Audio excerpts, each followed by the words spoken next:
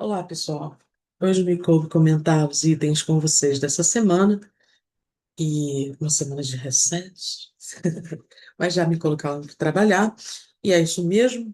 Vamos que vamos. Primeira providência é lembrar que a Clarice tem um longo histórico de entrevistas a pessoas importantes dentro da cultura brasileira e vale a pena dar uma conferida nisso quando tiverem a oportunidade, claro, porque a gente tem meio mundo de coisas para fazer quando é CACDista.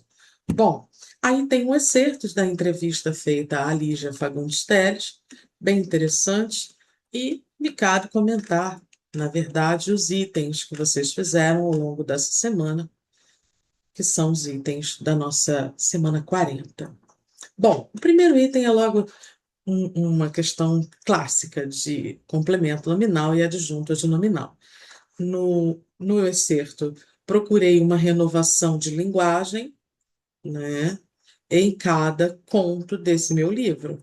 Então, repara, não é um tipo de renovação, é uma renovação de linguagem, ou seja, ela vai promover a renovação da linguagem no conto, nos contos do livro dela. Então, a linguagem vai ser renovada. Nesse sentido de passividade, a gente tem sempre complemento nominal, de modo que essa primeira, aparentemente tranquila. Então, procurei. Tem gente que diz assim: ah, mas eu não deveria ter aqui o artigo. Na verdade, não.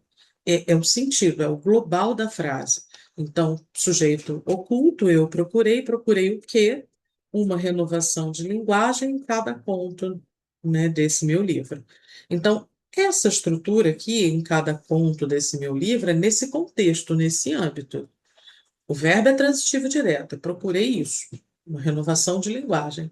Agora, em cada conto desse meu livro, estrutura adverbial, de situação, de contexto, não necessariamente de lugar, porque lugar normalmente é lugar físico, é para cidade, rua, bairro, país, né? Agora, o que nos interessa é pensar na relação que de linguagem estabelece com o núcleo renovação, que é um substantivo de verbal, ou seja, derivado do verbo renovar. Quem renova também renova alguma coisa, ou seja, é um verbo que é transitivo, e quando ele se transforma em substantivo, ele não perde a transitividade, então ele continua exigindo a necessidade, né, de um complemento. Resolvido o primeiro problema, vamos ao segundo excerto. O retrato de uma árvore é o retrato de uma árvore. Bem coisa de escritor, né?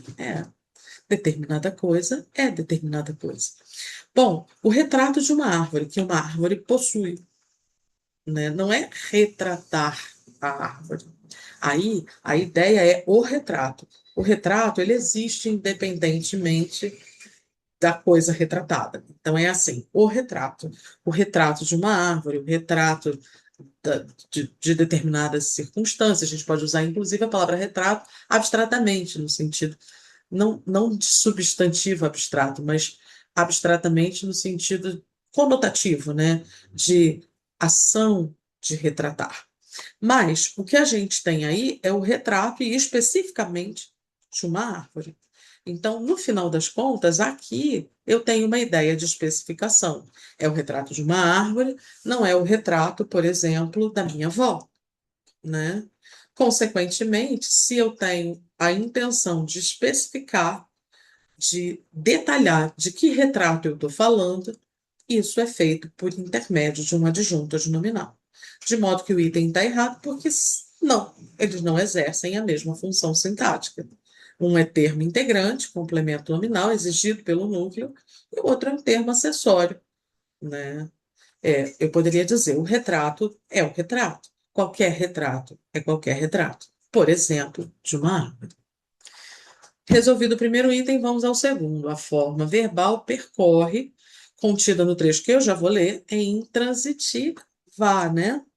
Aproveitamos para fazer o ajuste. A forma verbal é intransitiva. E posposta a ela, há dois adjuntos adverbiais de lugar. Bom, vejamos. tem passe livre no tempo que ele percorre de alto a baixo em seu trapézio voador. Então, a primeira providência é: tem passe livre no tempo. Tempo este, o qual alguém, ele, percorre. Então, ele percorre o tempo, né? O que que a gente tem aí? A forma verbal transitiva direta. Ela não é intransitiva. Sim, há dois adjuntos adverbiais pospostos a ela, o que não significa que não haja no interior da oração outro termo que possa funcionar como seu complemento, que é o que acontece. É o pronome relativo que retoma a palavra tempo e que palavra essa, né, cuja função sintática é a de objeto direto do verbo percorrer. Ok? Muito que bem. Item resolvido. E aí a questão de qual é o valor semântico desses adjuntos adverbiais.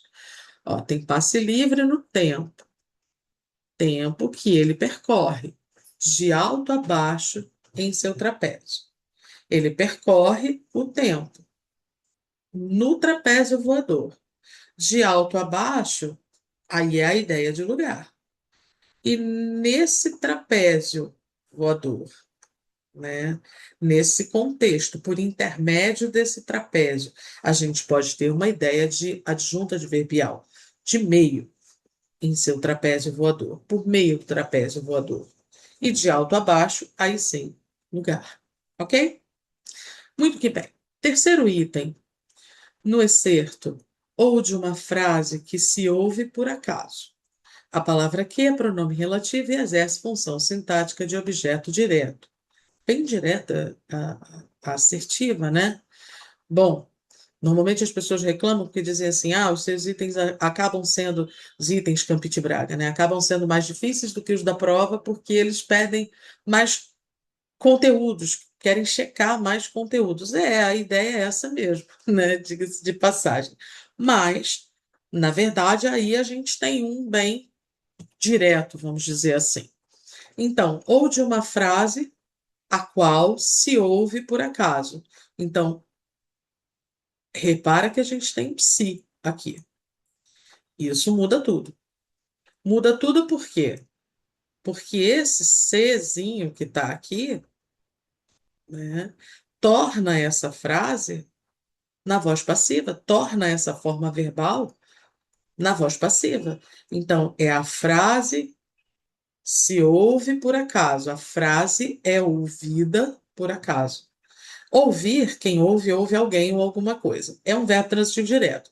Associado a um SE, se vocês lembram bem direitinho, esse SE pode ser pronome apassivador, que é o que ele é aí, sempre associado a um verbo transitivo direto.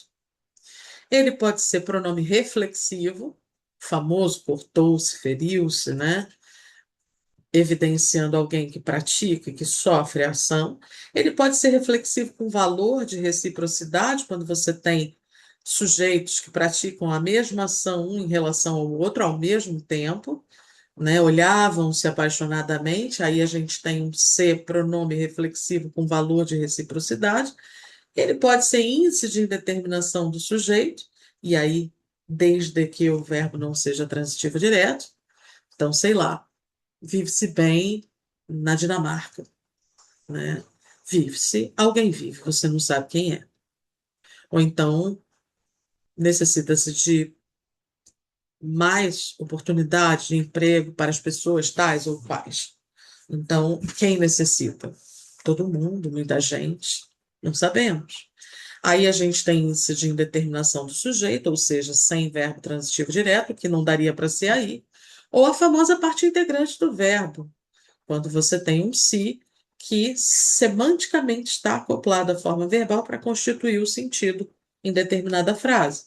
E aí nem você consegue perceber a ideia do reflexivo, nem você tem um caso de voz passiva e nem o índice de indeterminação do sujeito, né? Aqui fica um pouco mais fácil, porque primeiro ele não está perguntando sobre o se, o que já é bom. Ele está perguntando sobre o pronome relativo que. O pronome relativo o que retoma frase. Então, a gente coloca aqui a palavra frase. Frase se ouve por acaso. Frase é ouvida por acaso. Isso significa que a função sintática do que, ao retomar frase, é a função de sujeito. Ok? Muito que bem. E para terminarmos, pelo menos a lista de hoje, o vocábulo risco na oração vale o risco? Exerce função sintática de núcleo do sujeito. Sim, a ordem está invertida, já, a frase já está começando com um verbo, como chama? Hipérbato, né? Então, o risco vale? O risco vale a pena? O risco é bacana? É isso que ela está perguntando lá, a Lígia Fagundes Teles. Então, o risco é núcleo do sujeito, né? E aí o valer intransitivo. E ele está dizendo no item que é a mesma função da palavra dúzia. Essa dá um pouquinho mais de trabalho porque ela está no meio de um sintagma mais longo. Aqui não, é só o núcleo e o determinante, que é o artigo. Agora, na outra frase, ele olhou para trás e viu, até aqui, ele olhou para trás, primeira oração. Ele viu, segunda oração. Terceira oração, viu? Isso é uma objetiva direta, né? Que uma meia dúzia de velhos restara. Então, uma meia dúzia de velhos é o sintagma, ou seja, a sequência de palavras atreladas a um núcleo, neste caso, a um núcleo substantivo, porque é um sintagma nominal que compõe o sujeito.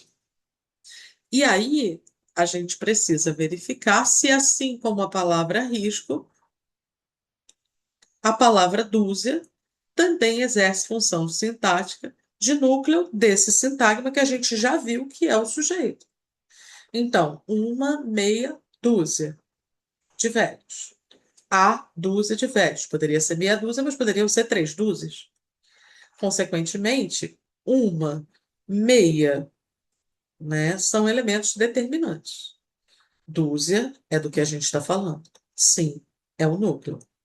E de velhos, está especificando de que dúzia ele está falando. Então, seria um adjunto adnominal. Assim como uma, assim como meia. O que vai variar é a classe gramatical. Artigo indefinido, uma, meia, numeral, e de velhos, locução adjetiva. Ok? Fácil essa semana, hein? Agradeço aí a todos os que estão acompanhando o canal da gente. Todos esses itens são retirados lá do nosso livrinho, do Português em Prosa, Verso e Questões, e numa próxima oportunidade eu comentarei outros itens com vocês. Grande abraço.